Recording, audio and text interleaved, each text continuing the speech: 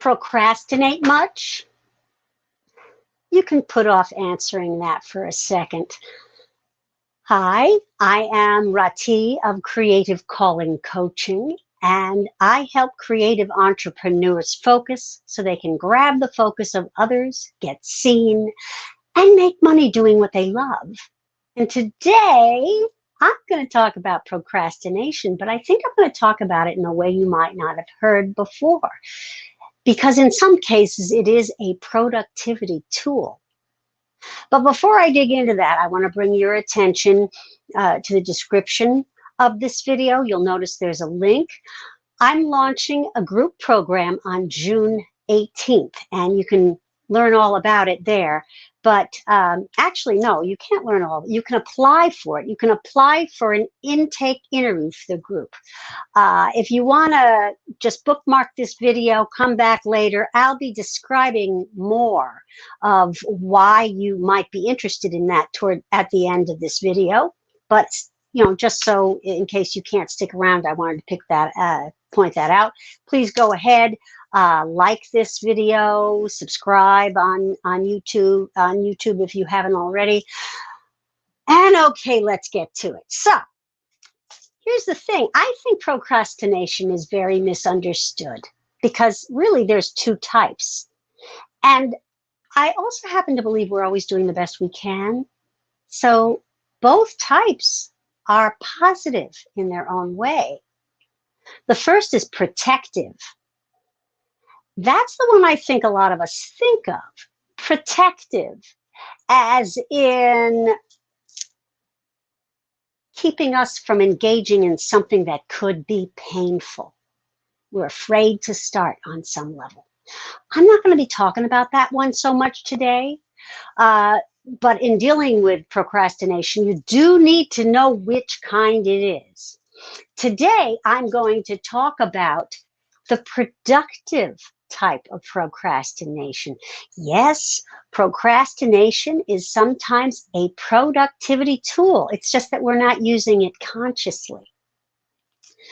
Now, you can just wave at me or something or hit a little heart if you're somebody who waits to the last minute to complete something on deadline. Many, many, many of my clients do. And they beat themselves up for it. They have all this time and they just don't get around to working on the project, and then they're doing an all-nighter. Well, here's the thing. People with focus challenges, whether you're diagnosed with ADHD or not, need something compelling in order to get work done. Compelling, as in exciting. And isn't it exciting when you've only got 8 hours to do a week's worth of work, or 4 hours to get a thesis proposal written? It's very bracing. So I call that eustress.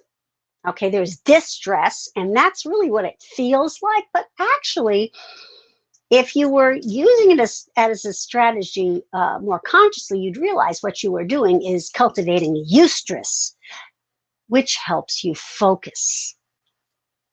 Okay.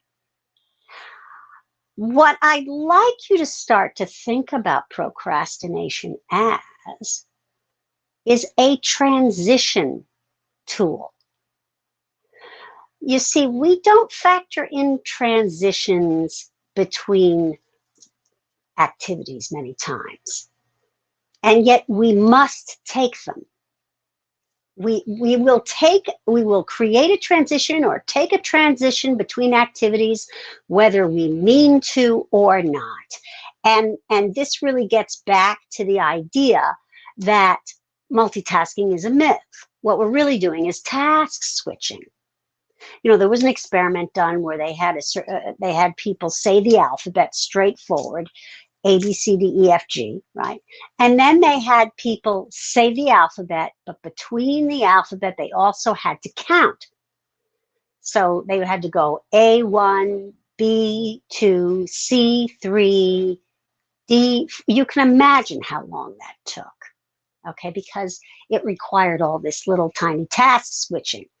Putting two cognitive tasks together and performing those two cognitive tasks simultaneously does not work very well, right?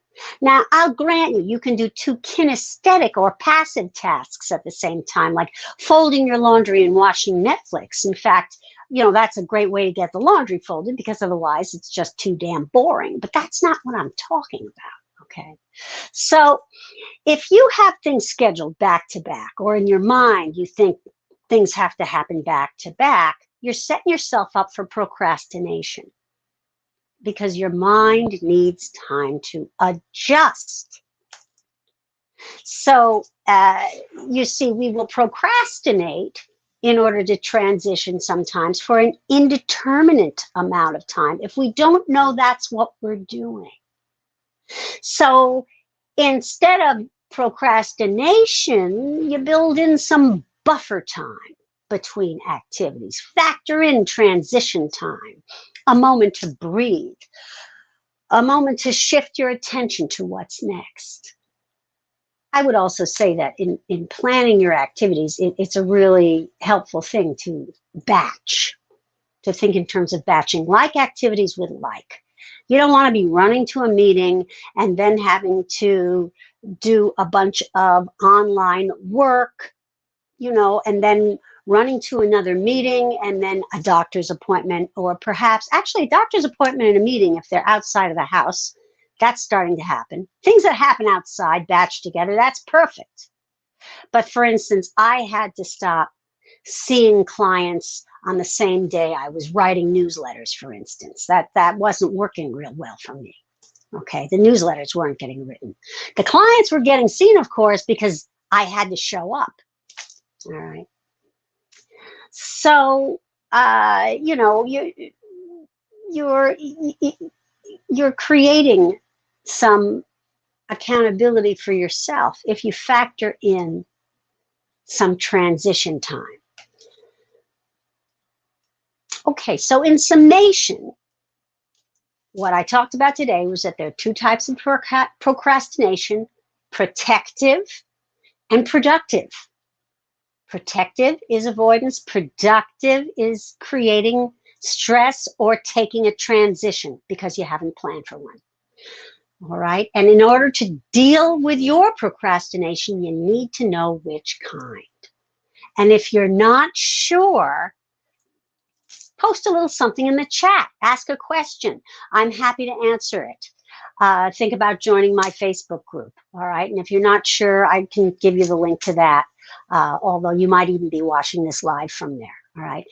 Finally, I want to bring your attention again to the link describing this video, because another great procrastination buster is company. Back when I lived in an ashram in the early 80s, I heard from the yogi who ran the joint, I heard him once say, company is stronger than will. And that has always stayed with me, not just in a coercive sense, but if you are accountable to a group, it really pulls you along towards what it is you want to accomplish in your life. That's why I went about creating all kinds of groups myself when I moved back to the city to become an actress. So I want you to understand that I'm talking about this because I'm launching a group program on June 18th. It's called the Passion to Profit Project. So if you find that you are procrastinating, you have something you really want to do, but you're just not getting it started, this is the group for you. I would really encourage you to schedule an intake for an interview to see if the group is the right fit. So just click on that link and do that. And if you know anybody who this might be a good idea for, please share this video. Thank you for watching. I'll see you again on Thursday. Take care, everybody. Bye-bye.